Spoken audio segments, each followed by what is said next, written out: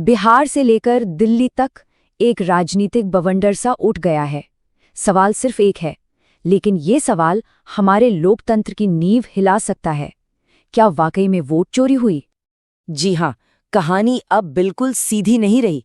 ये मामला सिर्फ एक राज्य के चुनाव का नहीं है, बल्कि ये तो हमारे पूरे डेमोक्रेटिक प्रोसेस पे एक बहुत बड़ा सवालिया निशान लगा रहा है। और इस कहानी का जो क्लाइमैक्स है ना, वो दिल्ली में तय होने वाला है। तो सवाल ये है कि भाई ये सब शुरू कहाँ से हुआ, ये चिंगारी लगी कहाँ से? चलिए थोड़ा पीछे चलते हैं और देखते हैं कि ये आरोप सबसे पहले सामने आया कैसे।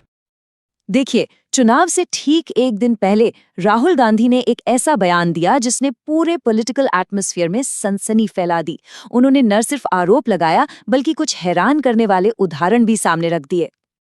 अब ये आरोप सिर्फ हवाई नहीं थे, बल्कि काफी स्पेसिफिक थे।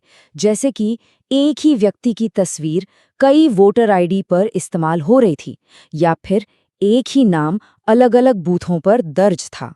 तो सवाल यही उठता है ना, क्या ये बस छोटी मोटी क्लेरिकल मिस्टेक्स थी, या फिर ये किसी बड़े पैटर्न का हिस्सा है?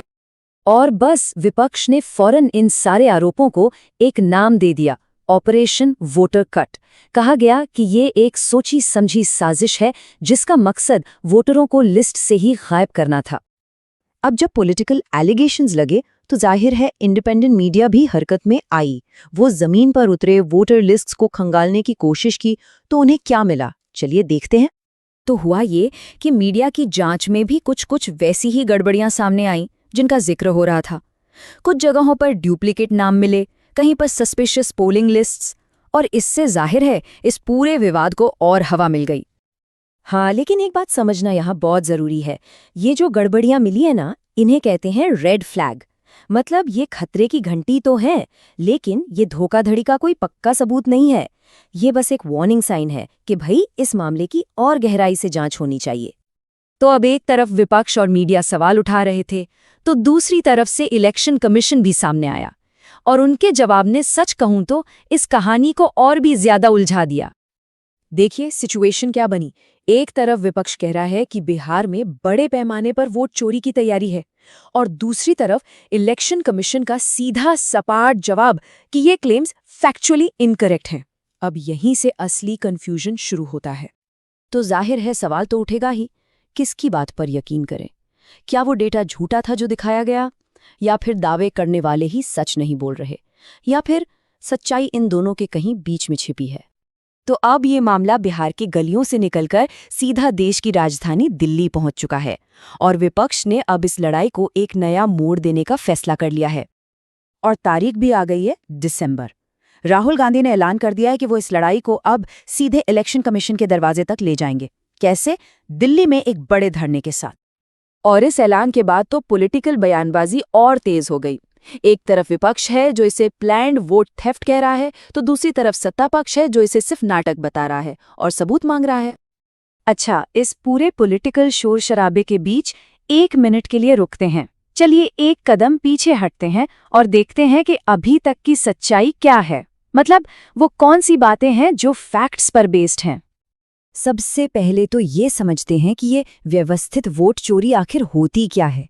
देखिए, ये कोई छोटी मोटी गलती या गड़बड़ी नहीं है। ये एक बहुत बड़ी सोची समझी साजिश होती है जिसका मकसद ही चुनाव के नतीजों को बदलना होता है। मतलब ये एक बहुत ही गंभीर आरोप है। और अभी की हकीकत ये है कि वोटर लिस्ट में कुछ गड़बड़ियां तो मिली हैं, ये सच है, लेकिन अब तक ऐसा कोई पुख्ता सबूत सामने नहीं आया है जिससे ये साबित हो सके कि बिहार में कोई व्यवस्थित वोट चोरी हुई है। तो क्या इसका मतलब ये है कि मामला यहीं खत्म हो गया? नहीं, बिल्कुल नहीं। असल में इस कहानी के सबसे जरूरी मोड़ तो अभी आने बाकी हैं। और अब सबसे बड़ा सवाल यही है कि क्या दिल्ली में होने वाला ये धरना इस मामले की सच्चाई को देश के सामने ला पाएगा, या फिर ये भी दूसरे पॉलिटिकल स्टॉर्म्स की तरह कुछ दिन हेडलाइंस में रहेगा और फिर बिना किसी नतीजे के शांत हो जाएगा। ये भी एक पॉसिबिलिटी है। मतलब सोचिए, एक रीजनल इलेक्शन का मुद्दा अब एक नेशनल बैटल बन चुका है। बिहार का फैसला तो आ गया, लेकिन इस कहानी का असली खेल वो अब दिल्ली में शुरू होने वाला है। और आखिर में हम घूम फिरकर उसी सवाल पर वापस आ जाते हैं जहां से हमने ये पूरी बात शुरू की थी कि आखिर सच क्या है, और इसका जवाब शायद हमें आने वाला वक्त ही देगा।